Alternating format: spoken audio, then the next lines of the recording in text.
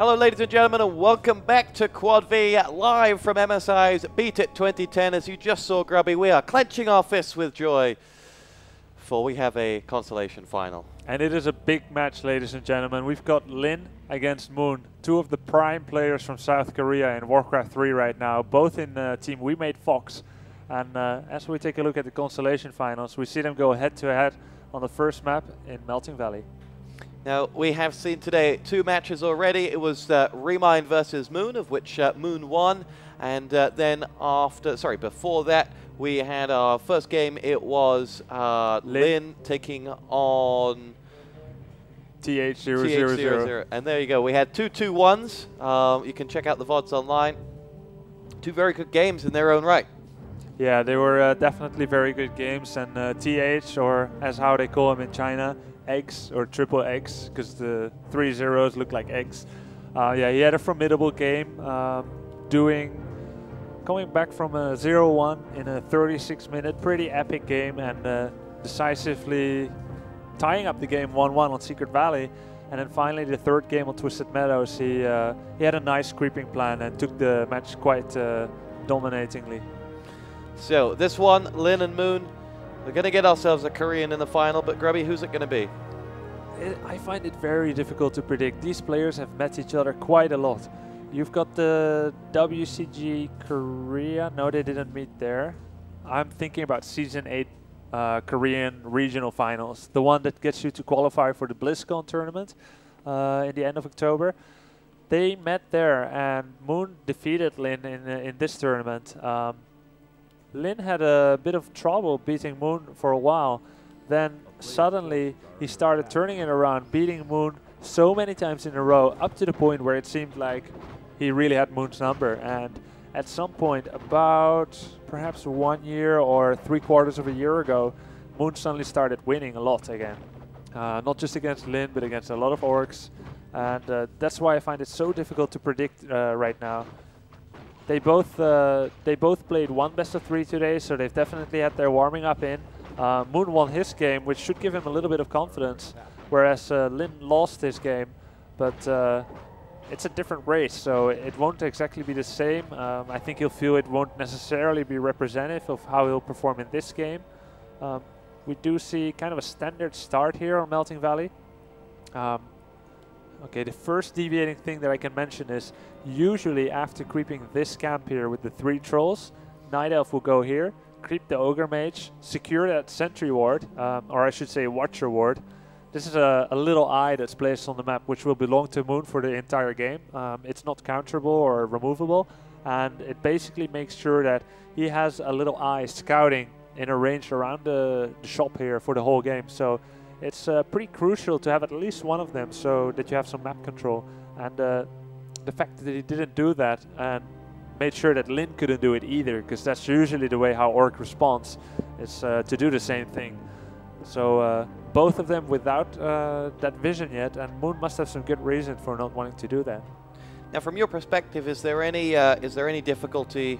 Well, there's an obvious difficulty coming from loser bracket, but is there going to be any plague on these two players? The fact that they didn't make it through the top bracket, or will that be out of their brains and they'll be truly focused on this game? Yeah, I think the latter thing you said makes pretty much sense. I don't think they have a lot of time to be comfortably thinking about the grand finals game. Right now, this should be the highest on their priority list.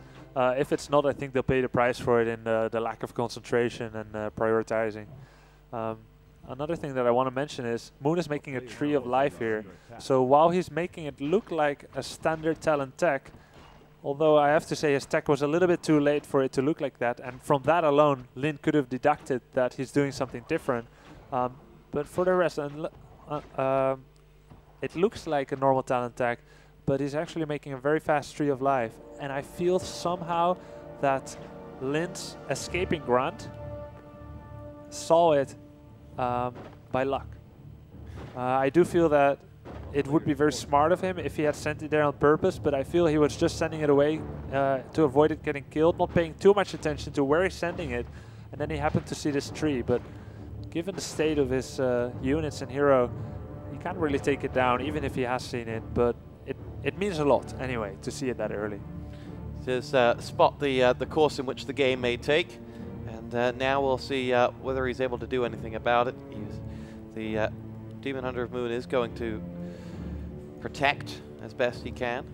Yeah, and we see also, even though Moon is attacking, he found a place somewhere to build a Huntress Hall. I haven't seen it yet. Okay, it's right here. Not necessarily hidden.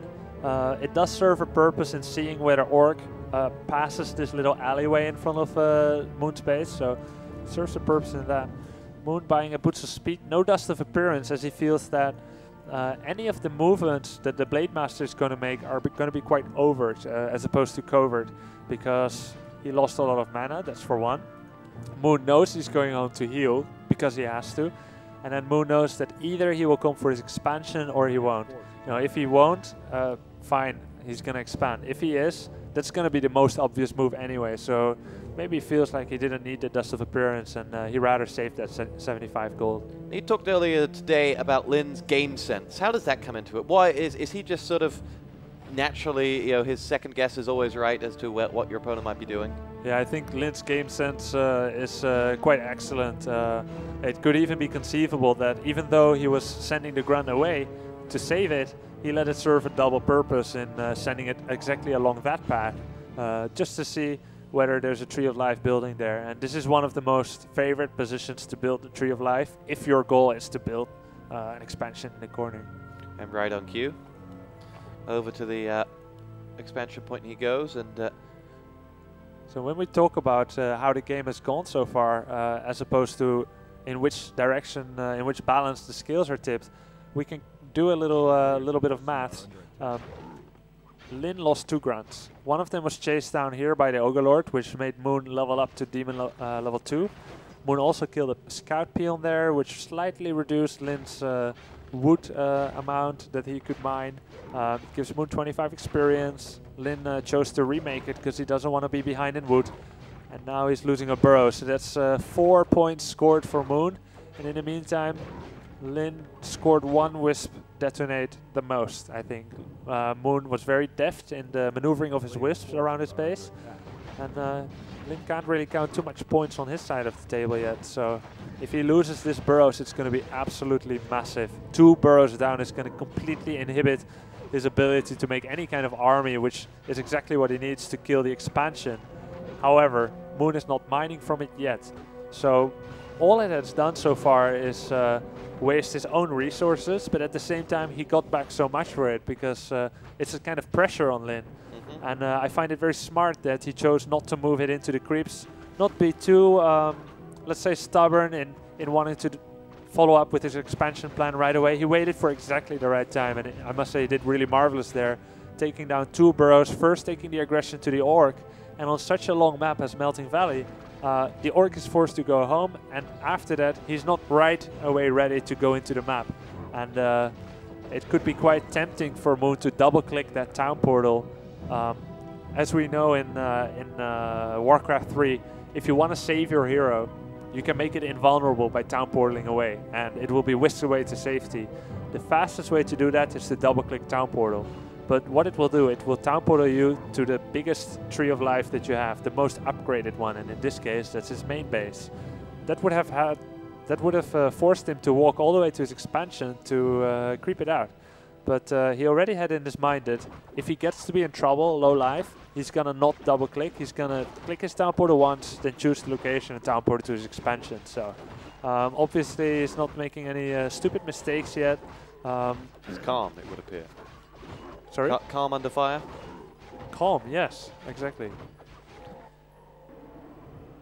And Lin won't have any more units for quite some time because of the burrow loss, so he's using what he has right now to see if he can't somehow equal out the score a bit. He knows Moon doesn't have town portal, neither did Moon find greater healing potion here or greater invulnerability, and that Demon Hunter is a little bit scared. Demon Hunter is staying away at the back, but will be allowed to escape. But it may come at the cost of one of those units there that was hexed.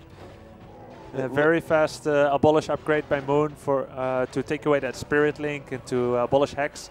Quite nice use of it. He couldn't save his Forest Troll Berserker though as it went down, but with just 3 grunts against Dryads, all the micro advantages on the Night Elf side.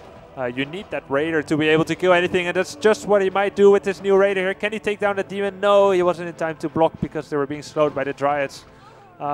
Pretty sovereign game so far by Moon, with Lin trying to kill some units, which he manages, but he lost both of the Raiders he had so far, and he didn't quite get off that last ensnare to make sure that he could kill one more unit.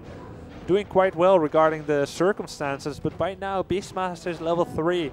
That means we're going to see Quillbeast level 2 soon, or Raging Quillbeast as they call it. You've got that enthusiasm down on the Raging Quillbeast, a future sports commentator, I feel. Here we go, the Beastmaster takes some damage, and Moon continues to try to push away Lin, whose Shadowhunter's taken a fair whack himself, and it seems to be now the attention of Moon's Rage. Yeah. Oh, and Lin just says, enough's enough, this isn't going my way, GG. Very, very powerful game by Moon there, and some people might wonder why did Lin attack there when he was so obviously gonna lose. Sometimes in Warcraft 3 you have to make a decision which you think might work or it might not work, even if you think it's a small chance to work. If you know that it's a higher percentage chance, like let's say 20% as opposed to 5% in a defensive economical game, then you gotta take that, and it was not a foolish attack. He could have, for example, gotten the Demon Hunter kill that could have catapulted him to level 3-3. It could have led onwards into a Beastmaster kill, but when Moon is very meticulous in saving his units constantly, that means that there's no momentum to grip for Lin. There's no way to get a grip on the game anymore, and yeah, Moon played it out quite perfectly. Is Moon semi in sort of good day mode, as in the fact that he seems to be in good form today? Is that what carried him into that match, well warmed up and ready to fight, or was it just a perfect performance regardless of the day? Yeah, I think he's had quite good game sense so far, Stuart. Yes, it doesn't matter what game you play. Sometimes if it's your day, and you can rise to any opponent. Right. And I think that was probably Lin's map choice, Melting Valley. I would be surprised if it weren't. Usually the elves opt to take out either Secret Valley or Melting Valley, ergo one of the valleys. And now we're getting Turtle Rock, and even though that's Moon's map choice, I know Lin is very comfortable playing against the elf on that. So it will be pretty exciting to see whether it will be close positions, which will be a very hands-on game, or perhaps a cross map where we'll see more creeping and perhaps some expansions from Moon. All right, well, when we come back, we will check out Turtle Rock in that map number 2 of Lin versus Moon in the consolation finals here in Beijing.